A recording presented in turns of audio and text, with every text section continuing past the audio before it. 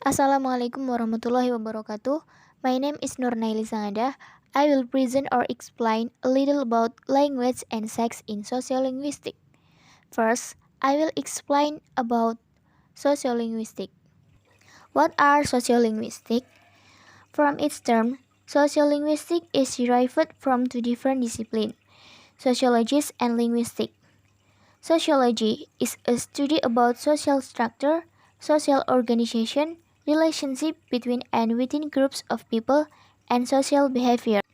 And linguistics, often called general linguistics or structural linguistics, is a study about font or phonology, word or morphology, and sentence or syntax. Only very recently it studies discourse or text. Linguistics assumes one language as a single entity, two language as a closed system, and three language as a system of which components are homogeneous. In summary, sociolinguistics, often called a functional linguistic and a cross-disciplinary study of which terms was first coined in 1050s to try to bring together the perspective of linguists and sociologists to bear on issues concerning and place of language in society and to address the social context of linguistic diversity. Now I will explain about language and sex in sociolinguistics. Some linguists believe that women are aware to their low status in society and as a result use more standard speech forms in their attempt to claim equality or achieve high social status. In a sense, they are up in arms against men's society.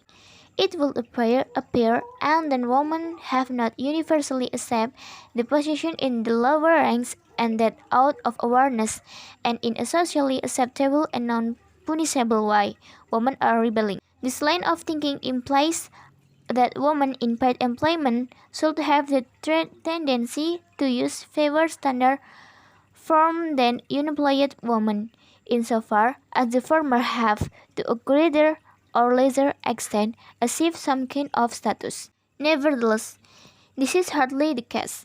In fact, it is the other way around. An American study revealed that women in paid employment use more standard forms than those working in the home. These tend to reason as the first group spend most of their time talking to people they were unfamiliar with, while the second group interacted with members of their own families. Obviously, this evidence throws some doubt on the contention, and women are more formal with a view to achieving high social status or appearing smart and polite. Examining language use may lead to significant discoveries as to the structure of society or a specific community and the values, and the concomitant expectation and that permit it and determine the ways in which individuals are viewed and treated. Interestingly, language always implies more than what is literally meant. All we have done is to call our attention to some of the factors responsible for the difference in women's linguistic behavior. Not a word was said about men's linguistic behavior talk.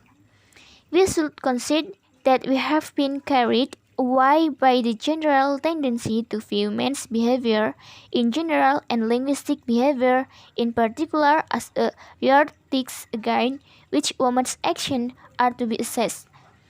The present article is far from comprehensive, of course.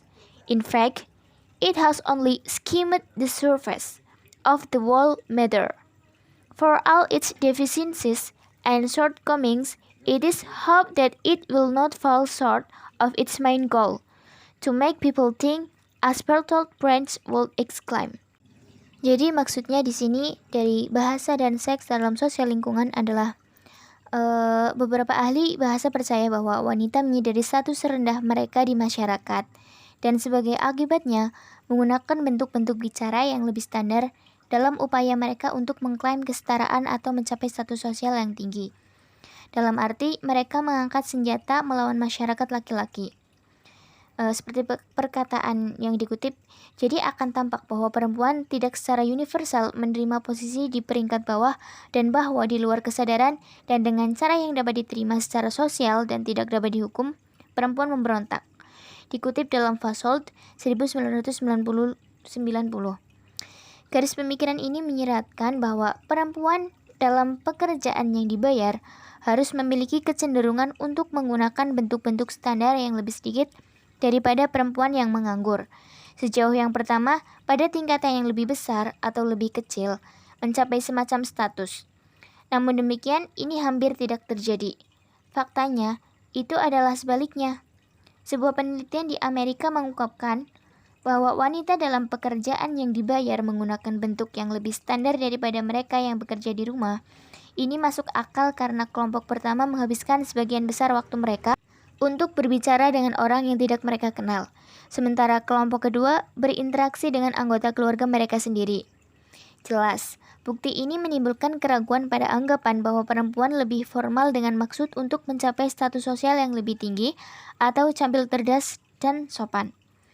Meneliti penggunaan bahasa dapat mengarah pada penemuan yang signifikan mengenai struktur masyarakat atau komunitas tertentu dan nilai-nilai dan harapan yang menyertainya, yang meresapi dan menentukan cara individu dipandang dan diperlakukan.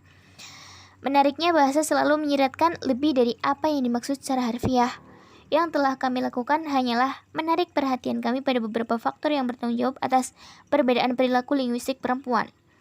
Namun, tidak ada sepatah kata pun yang dikatakan tentang perilaku linguistik pria. Kita harus mengakui bahwa kita telah terbawa oleh kecenderungan umum untuk melihat perilaku laki-laki secara umum dan perilaku linguistik khususnya sebagai tolak ukur untuk menilai tindakan perempuan. Maybe enough for me. Thank you for your attention and wassalamualaikum warahmatullahi wabarakatuh.